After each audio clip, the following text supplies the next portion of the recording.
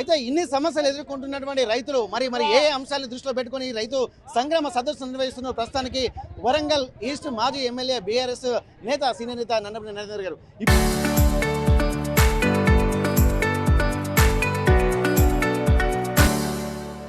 ఇప్పటి వరకు రైతుల సమస్యలు కూడా ఏకరువు పెడుతున్నటువంటి పరిస్థితులు ఉన్నాయని చెప్పి అంటున్నారు. మీరు గమనించినటువంటి రైతుల నుంచి ఎదుర్కొంటున్నటువంటి సమస్యలు ఏంటి, మీరు గమనించినటువంటి ఏంటి, ఏ అంశాలు ఈ సదస్సులో మాట్లాడబోతున్నారు? ప్రధానంగా రైతు డిక్లరేషన్లో ఆనాటి కాంగ్రెస్ పార్టీ నేడు ప్రభుత్వం ఆ రోజు రైతు రుణమాఫీ కానీ, రైతు గిట్టుబాటు ధర కానీ, రైతు పెట్టుబడి కానీ, ఫర్టిలైజర్స్ ఫ్రీ జోన్ కానీ, అదేవిధంగా రైతు బీమా కానీ, కూలీలకు కూడా మద్దతుగా 15,000 రూపాయలు ఇస్తామని కూడా చెప్పడం జరిగింది. ఇవి ఏవి కూడా అమలు కాలేదు. రైతులు ఇవాళ రోడ్డు మీదకి వచ్చిళ్ళు. అమలు కాకుండా పోయి కేసీఆర్ గారు పెట్టినటువంటి పథకాలను అన్నింటి కూడా నిర్వీర్యం చేసి ఇవాళ రైతు గన్నీస్ లేవు, ఖరీదు లేదు, ఖరీదు ఉంటే 5,000 లంచం ఇవ్వాలి, ట్రాన్స్పోర్ట్ వెహికల్స్ లేవు.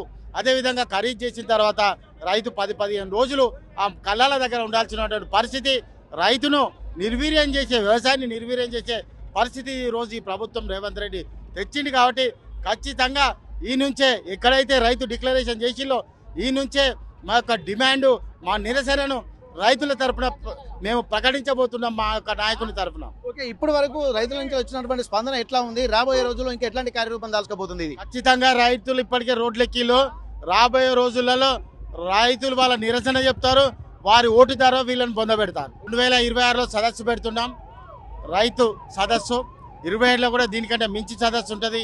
28లో 1,00,000 మంది రైతులతోటి ఇక్కడ సదస్సు సభ జరగబోతుంది కేసీఆర్ గారి నాయకత్వంలో. ఓకే, రైతుల సమస్యలే ప్రధాన ఎజెండాగా బీఆర్ఎస్ ప్రభుత్వం ముందుకెళ్తున్నటువంటి బీఆర్ఎస్ ఖచ్చితంగా ముందుకెళ్తుంది. ఇవన్నీ దృష్టిలో పెట్టుకుని ఎక్కడ రైతులు ఇబ్బందులు పడుతున్నారో వారి వెనక మేము ఉంటామన్నటువంటి ఒక ధీమా, భరోసా కల్పించేటువంటి ప్రయత్నాలు అయితే బీఆర్ఎస్ పార్టీ చేస్తుంది. అందులో భాగంగానే ఈరోజు బీఆర్ఎస్ వర్కింగ్ ప్రెసిడెంట్ కేటీఆర్ వచ్చి ఇక్కడ రైతులకు ఒక భరోసా ఇచ్చేటువంటి ప్రయత్నం చేయబోతున్నారన్నటువంటి విషయాలు కూడా ఇక్కడ ఉన్నటువంటి బీఆర్ఎస్ నేతలు చెప్తున్నటువంటి పరిస్థితి.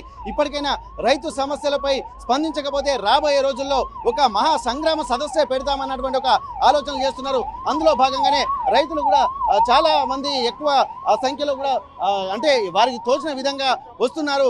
ఎడ్ల బండ్లతోటి కూడా వస్తూ ఒక రైతు సంగ్రామ సదస్సుకు ఇక్కడ రైతులు ఏ విధంగా అయితే ఇక్కడ ఇబ్బందులు పడుతున్నారో ఆ సమస్యలు కూడా ఏకరువు పెట్టేటువంటి పరిస్థితులు కూడా ఇక్కడ మనకు కనిపిస్తున్నటువంటి పరిస్థితి. వరంగల్ నుండి కెమెరా పర్సన్ వంశీతో వెంకటరత్నం, RTV వరంగల్.